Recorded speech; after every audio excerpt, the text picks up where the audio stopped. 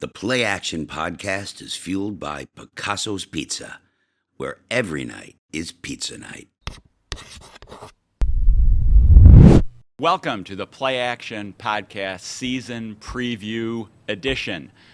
We have been hard at work the past couple of weeks working on stories for our Bills preview section, which is going to come out in the print edition on Thursday, September 5th, and is going to be rolled out digitally online all next week. So look for that. And let's talk now. Let's open by talking about some of the stories we worked on for our season preview edition. Yeah, Katherine, 14 pages worth, right? Okay, all right. Katherine, you worked more on defense than offense. Tell us a little bit about what you got going in the section. Yeah, I wrote all about the defense, two separate stories. The first looking at kind of the state of the safety position. You know, I think that's still a cause for a little concern for the Bills just based off time on task together. And they've been candid about that. You know, I think I talked to a bunch of different coaches, players for this story, and they are generally optimistic. But Sean McDermott said himself that, you know, they haven't had all that learning and understanding with Taylor Rapp in there, the rotating cast of guys who have been injured or just kind of figuring out who's going to play.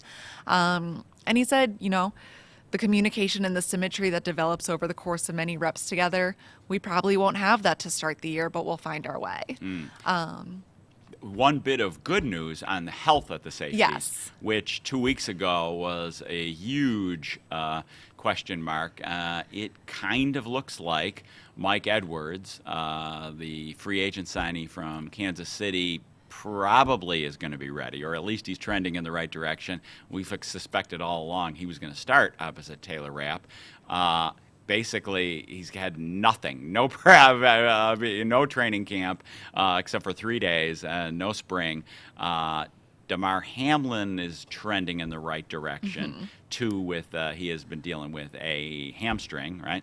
And Cole Bishop, the rookie, has dealt with a shoulder injury. He's trending in the right direction, so it looks like they're all going to be available, we're suspecting. You talked to Joe Dana, the safeties coach. What did he have to say? I did, and he was very positive, kind of trying to focus on the silver linings, which you don't want guys to miss time, but he was saying how that gave them a chance to get looks at everyone. Guys could get kind of a different lens on the game when they were on the sideline, and, you know, I think some of that is kind of trying to make a positive out of the situation when you would prefer guys to be healthy.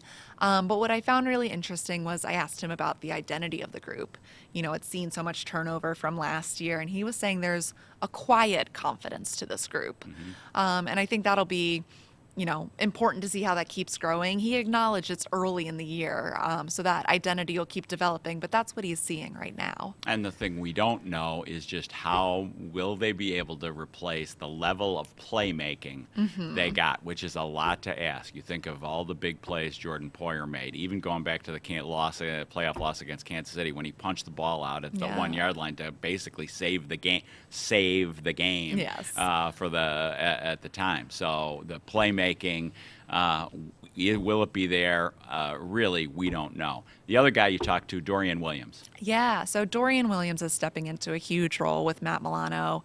On IR, the Bills have left open the door for him to come back, but there's no timeline on that at all. So Williams is being thrust. December. Yeah, right. Being thrust into this role. And what I really loved about this story was talking to some of his family, some of his coaches from high school level, college level, all around, just about, you know, kind of what makes him a resilient guy, because that's what I was hearing over and over. And one story I really loved from his mom, she was telling me how he was always helping his friends with whatever they can. You know, they need a ride, he's coming to get them. They need anything. But she mentioned roadside assistance.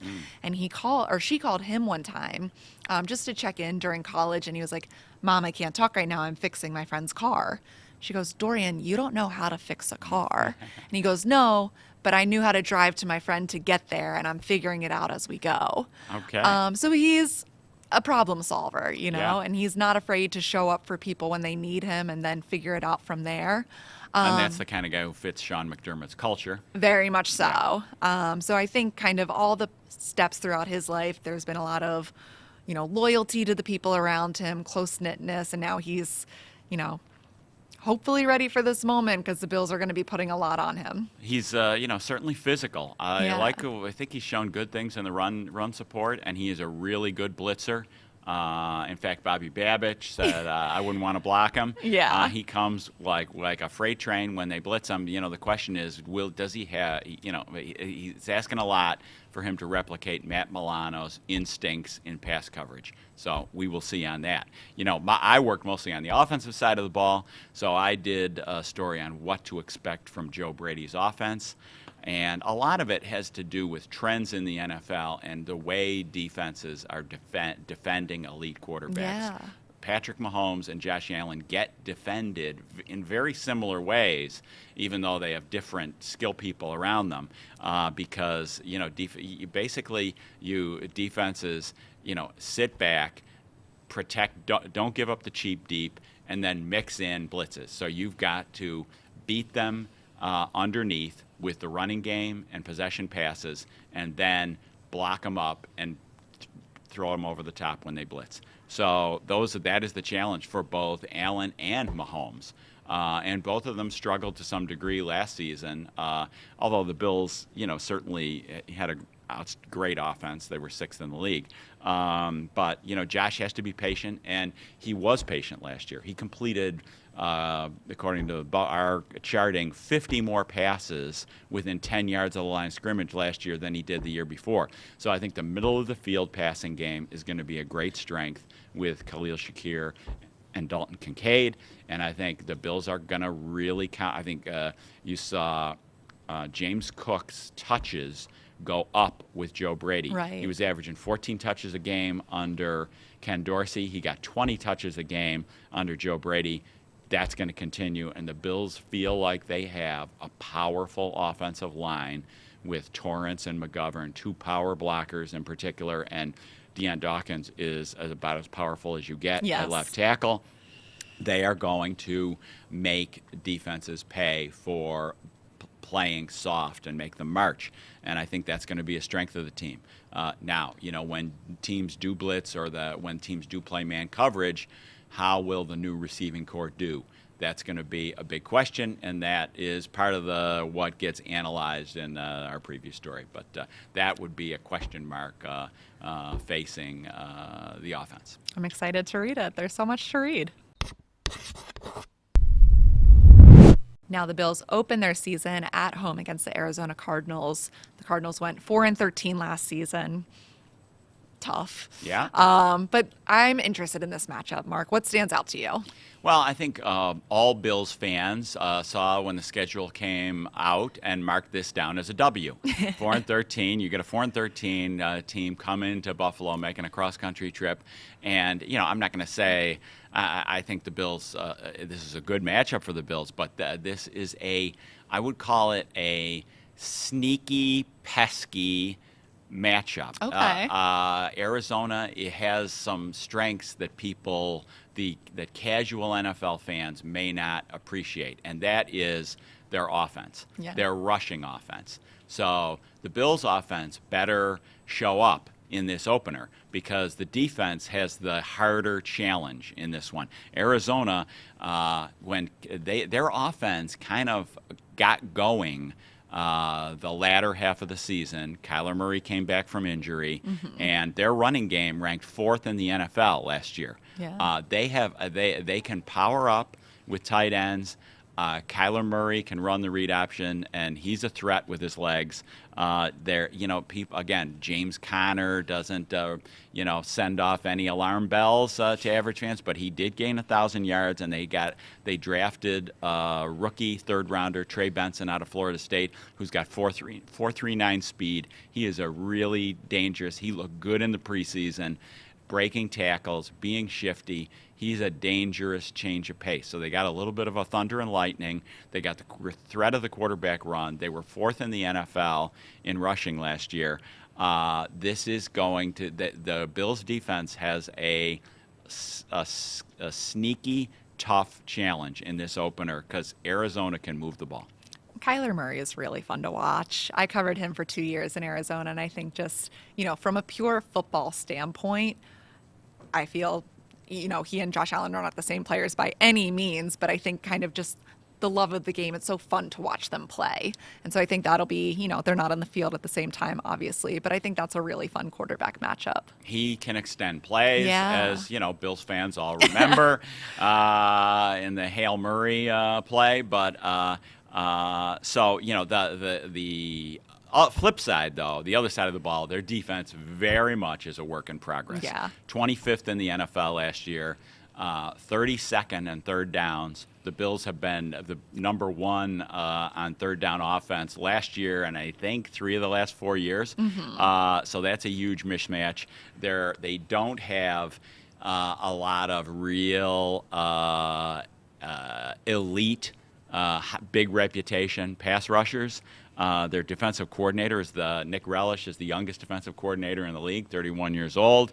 They're going to bring the blitz a lot. They have a dangerous safety, Buda Baker, who's elite. Yeah. But the Bills' offense, and so they're going to want their running game, which is really good, to stay on the field and keep the Bills' offense and their own defense off the field. Right. So yes, the Bills. The Bills. This is a tough matchup for the Arizona defense. Buda Baker, you're familiar with him? Yeah, covered him. I covered the Cardinals for 3 years, so Right. he was there the whole time. He, again, just a fascinating playmaker. I think also just kind of the way he's evolved his game over the years has been really fun to watch, his dedication to the game. Yeah, and Buda Baker is a thumper, a playmaker, dangerous blitzer. I think the Cardinals are gonna, try to mix it up, and I think if the Bills getting a lot of if the Bills running game can't get going, if the Bills getting third and long, watch out for Buda Baker. Conversely, if the Bills are gonna, I think Arizona. If you're Arizona's defensive coordinator, you're going to say, let's see how good this new receiving core is, right? Make them prove it to us. Let's gang up on the run game, gang up on James Cook, and see just how good these guys are. Can they beat our secondary? So that's going to be the big part of the chess match for the Cardinals defense.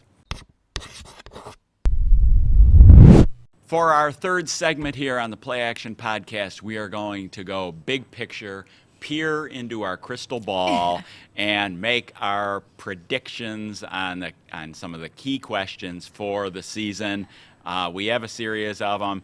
Katherine, you go first. Okay, well, let's start with the offense. Last year they were 6th in points. Mark, do you think they're going to be better or worse? I'm going to say worse. Okay. The schedule is toughest in the league, but I am bullish on the offense. I just think only slightly worse. I'll echo worse in the sense of very slightly. Just, I don't think it's that the offense is taking such a step back. I just think that's 6 is a High bar. High bar. Yeah. Okay. All right. Second question. Same idea. Defense. I think people might be a little surprised to remember that the Bills' defense was 4th in the NFL in points allowed. 4th best in the NFL in points allowed. This might be an easy one. Okay, what do you say? Better or worse than 4th? Again, that's such a high bar. I'm going to go worse here. Yeah, I'm going to say worse too. And also, you think about some of the quarterbacks the Bills played last year. The Jets lost Aaron Rodgers. Refresh my memory. Who did they place in the Los Angeles Chargers? Oh my God! It wasn't what's his Justin name? Herbert. Eason Stick. Stick, Sorry. right? The unforgettable Eason Stick, who actually played a good game. He did. So they faced some weaker quarterbacks. They're facing a really tough schedule. We'll see how tough the AFC East is. That's a whole another can of worms. We've talked about that through the part of the offseason, but still, 4th, high bar. We're both on the same page on that. Worse. Okay, Josh Allen, touchdown passes. Now, he led the NFL in overall touchdowns again last year with 44. He had 15 rushing touchdowns. But let's talk about the passing game. Touchdown passes, he had 29 last year. Over, under? I'll go over here. I know they're still solving the receiving core, working on rapport with guys and everything, but I still feel I'm going to go over. I am going to but Josh Allen is somebody I'll bet on. Yes. Right. So I'm I gonna think bet that's kind on, of what if it we're- boils of all down the to. players on the roster you want to bet on or not bet on, Josh Allen, I'll bet on him. I'm going to go over 29. I'd say 15 rushing touchdowns. I still think he's going to gain a lot of rushing touchdowns. But I don't know if 15 is a lot of rushing touchdowns. He might be less than that. But I'll go over 29. I think he'll hit 30. Okay. Next question. My turn. Bills sacks by the defense. Again, fans might be surprised to remember that they had 54 sacks last year. They were fourth most sacks in the NFL. Of course, Leonard Floyd, who had Yes. 10 and a half, isn't here. Von Miller had none. So, 54 sacks, over under. That's a hard one. Because I think I was so surprised when I heard that number. Yeah. I think I'll go under. Yeah. How about you? I'm gonna go under too. Actually, I think Von Miller looks pretty good. You've been high on I've Von. been high on Von. Of course, we won't know. Again, preseason being, such a meaningless exercise. We haven't seen him, but I think he's looked pretty good in preseason. I think he's not going to whiff. I think he's going to be back. He had 8 sacks in 11 games before he got hurt in the 2022 season. If you project that to a full season, it's 12. I don't know if he gets to 12, but I think he's going to have an 8 at least. Yeah, So I don't see him getting to 12. I'll say under 54 though. That's a tremendous. That's to get 54. Von and Rousseau probably have to hit 10. Yeah, another big year from Ed Oliver. And that could happen, Yeah. but yeah, 54 is a lot. Under there. Your turn. All right, let's bounce back to offense. Khalil Shakir, over under 60 catches. He had 39 last year. I'm bullish on Shakir. Yes. I am You picked bullish. the number, yeah. Yeah, I think it's over 60 in the slot. He also, I think Vegas has his over-under yards at 750. I like the over on that. I am bullish on Shakir. I'll go under then, just Okay. for a little contrast. Okay. I still think he's going to be a big part of this offense and be productive. I don't know about that, John. Well, see, one reason that it might be under, you could be bullish on Shakir, but say it's under because there's only one ball to go around. Yeah. Right? And so if you're thinking Kincaid had 73 catches, he's going to catch more. Yeah. You could say, well, Curtis Samuel, if he's healthy the whole year, could take away some of those Shakir catches. So that's why it's not a slam dunk, bet, if you will, over and under. But I'm still saying over. You got under. We'll see. My turn. Okay, Keon Coleman. Has been a massive topic of conversation since April 29th when they drafted him. Okay, Gabe Davis had 47 catches last year. Keon Coleman, over under Gabe's total of 47. I'll go over here. Okay. Yeah. Why? I don't know. I've liked what I've seen from him. I think he's going to be a big part of this offense, and I think, once he's got it figured out, he's going to be lethal. So I'm Yeah. really excited to see him. Yeah, I think that is something to really that is a good point when he gets it figured out. You think about some other big a guy that comes to mind, Green Bay's Christian Watson, Yeah. who wasn't drafted as high, I don't think, as Keon, and his rookie year. He took off the second half of the season, Yeah. and he's been a really good receiver. I think Keon, I think people need to be a little patient with him. Yes. I do think the idea is that in the grand scheme, they picked him so that he will be a more consistent receiver than Gabe, right? Yes. So, winning more on underneath routes than Gabe. I think that's what the idea is. Will he be able to do that this year? I'm going to say under. Okay. You got over. I'm going to go under 47. Rookie receivers are, it's not always an instant hit. So we'll see on that one. That's a key question facing the team. Last one. All right, let's round it out with Bills wins. Okay. Now Vegas has them the over/under at 10.5. Right. Where are you seeing them? Yeah, I've been under all off season. I'm gonna go under. Okay. I'm gonna say 10. And again, I don't think that is terrible. I think if they, given the tough schedule they're facing and Right. the tough division, I think if they, I think fans right now entering the season would say if they win 9, that's a big disappointment. 10 fans could maybe be accepting of. 11, I think, wins the division because it's a tough division. It is a tough division. Right. So, or we think it's as long as Aaron Rodgers, doesn't is somewhat a semblance of what he was in Green Bay. It's a tough division. So I'm going to say under. I'm going to put him at 10. It's Vegas. They're so good. They're so close. It's going to be close. It's a hard call. I'll go 11. I'll Okay. go over just for, again, a little contrast, but I don't know. I think they can string together 11 wins. Yeah. And even if they do it in the weird way they usually do, Yeah. I think they can get there. So much of that over/under depends on how much goes right Yes. for Miami and the Jets. Yeah. How tough are they? Like, okay, the Jets are banking on all these things have to go right with their injured guys. Exactly. A 40-year-old quarterback coming off an Achilles. Okay, and they've got a receiver, Mike Williams, coming off an ACL, and who's starting on injured. And they got the tackle, who's great when he plays, but he misses games all the time. So all those buttons, some team is going to have everything go right. But you could easily make the case not everything is going to go right for the Jets. Miami has a great offense, but their defense doesn't look better than it was last year. You could easily make the case not everything's going to go right. So things are going to be tough for the Bills if a lot of those things go right for Miami and the Jets. I got them under. You got them over. Good contrast all throughout Okay. this. Yeah, a lot to talk about.